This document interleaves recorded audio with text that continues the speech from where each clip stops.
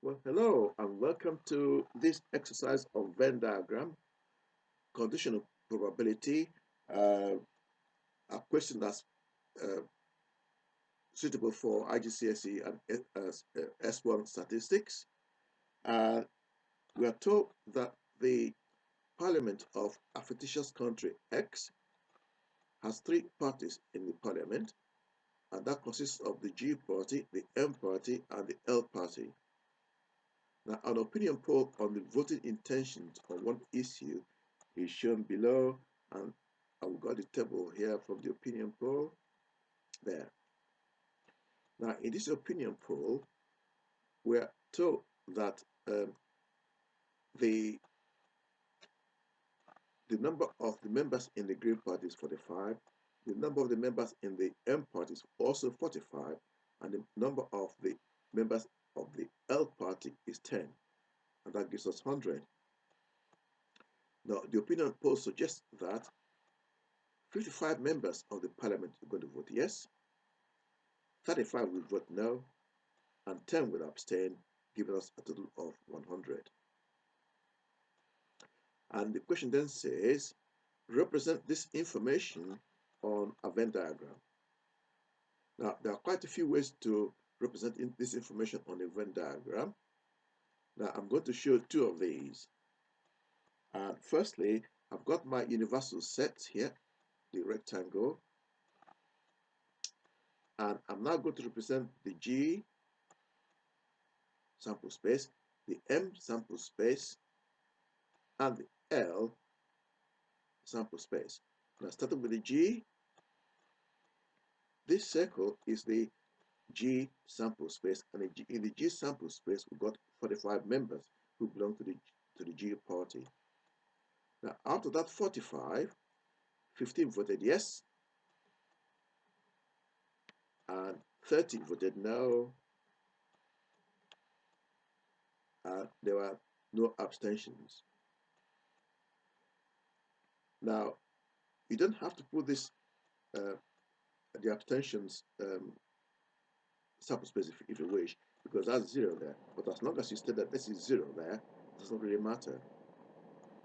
Now, note here that the yes, the no, and the abstentions are mutually exclusive, because you cannot vote yes and no at the same time, nor can you vote no and abstain at the same time, nor can you abstain and vote yes at the same time. So these are mutually exclusive. Now, similarly, for the M party, we got this here. There are 45 members in the M party, and of those 45 members, 40 voted yes, and 5 voted no on this issue, or we vote no, and there probably be no abstentions. So everybody in the M party voted yes or no. Now, similarly for the L party, there are 10 members in the L party.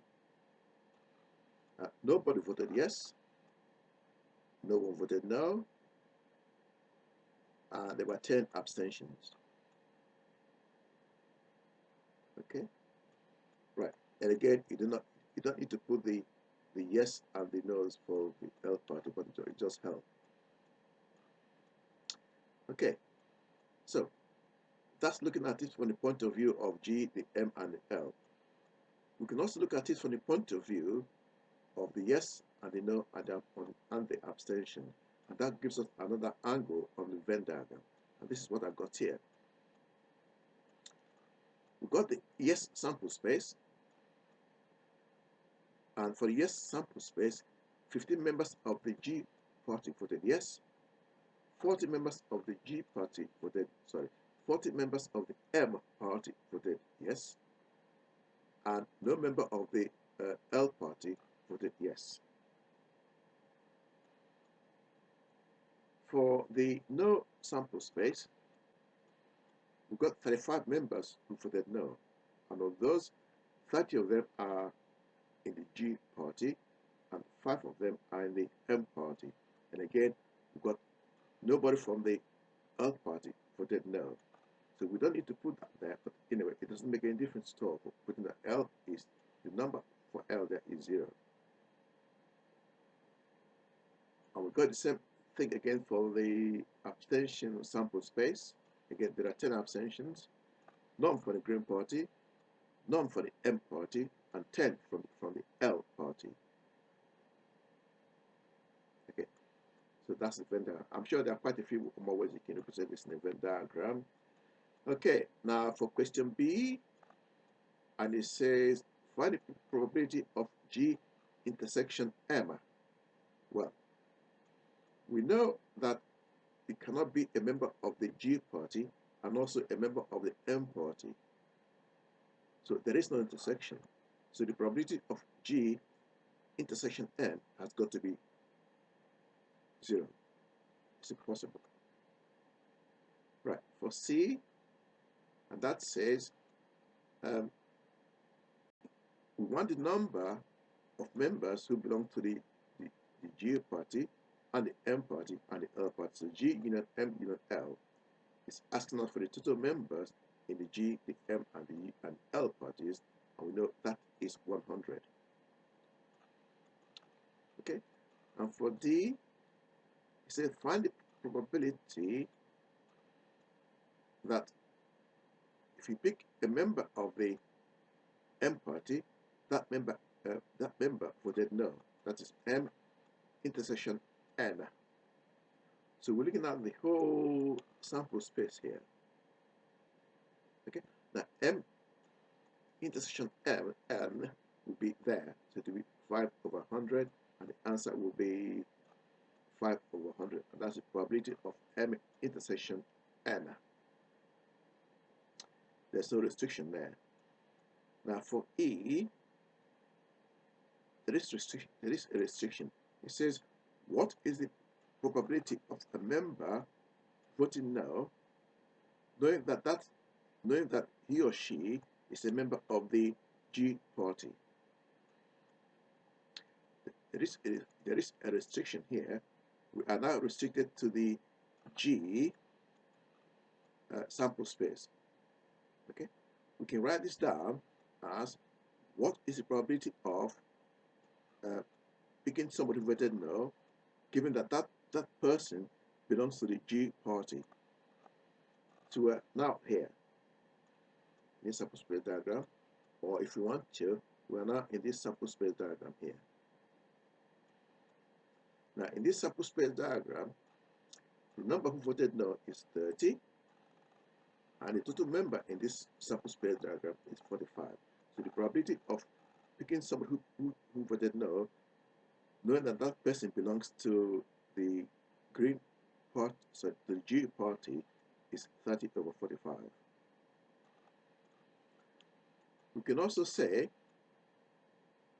or get the same result by saying, the probability of N intersection G. So N intersection G will be here. The probability is 30/100. So we're looking at the whole sample space diagram now with 30/100, and the probability of G, because somebody who belongs to the Green Party, is 45/100. So the probability of picking someone who voted no, given that that person belongs to the G party, is 30/100 divided by 45/100. The hundreds cancel out to end up with 30/45, and that will reduce to 2/3. And now for the next slide. Right, now for this slide, I've copied the table from the previous slide, and also the two Venn diagrams from the previous slide. And here they are. Okay, and F says, find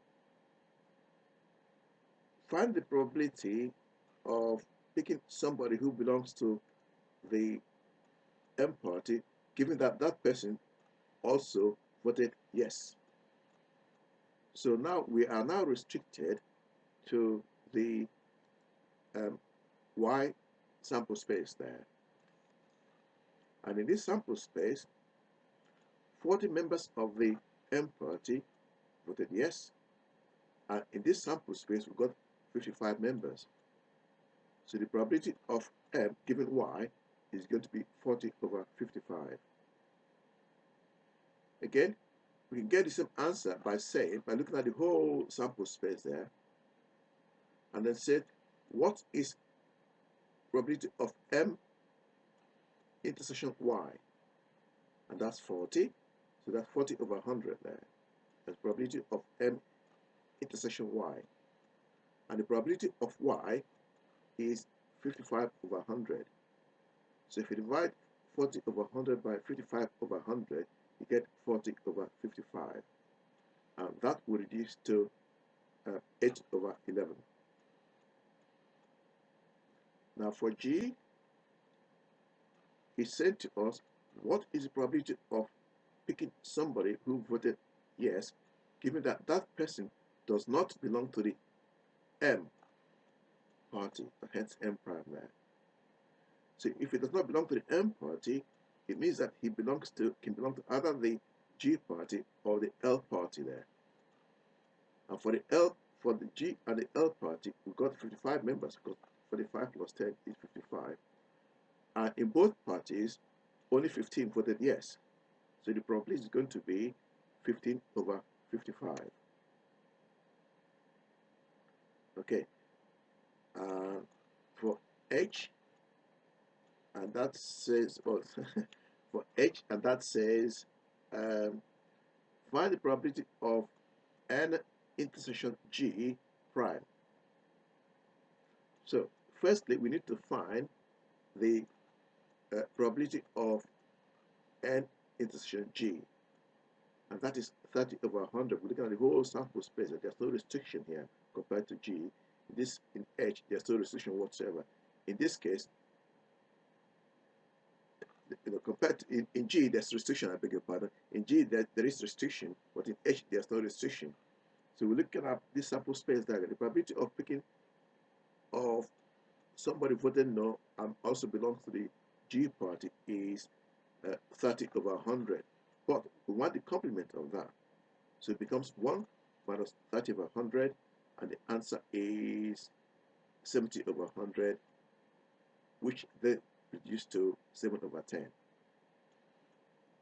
Okay. Now I, it's a bit more difficult. And I say probability of not picking somebody who belongs to the G party, which then means the M and the L parties, given that that person does not belong to the L party. So we ruled out the G party, okay, and we ruled out the L party. So we're now confined to the M sample space. So the probability of picking somebody from M has got to be certain. It's got to be probability of 100% or 1 if you wish. Okay, we ruled out both the G party and the L party, so we're not left with the M party. I'm going to pick somebody from there, and the answer has got to be, we're sure to pick somebody from the M party. Okay, moving on to J, and it says, want the probability of G union M. Okay, so if we combine G and M, we get 90 over 100 because there are 45 members in the G party and 45 members in the M party. But we want G union M prime, so we want the complement of that. So if we subtract 1 minus 90 over 100, we get 10 over 100. Again, if you think about it, if you want G union M prime, so we don't want G union M, so if you rule G and M out, we're not left with the L party, and there are 10 members there.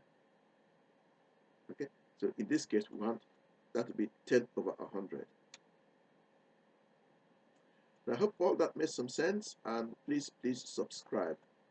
Thank you for watching, and bye-bye now.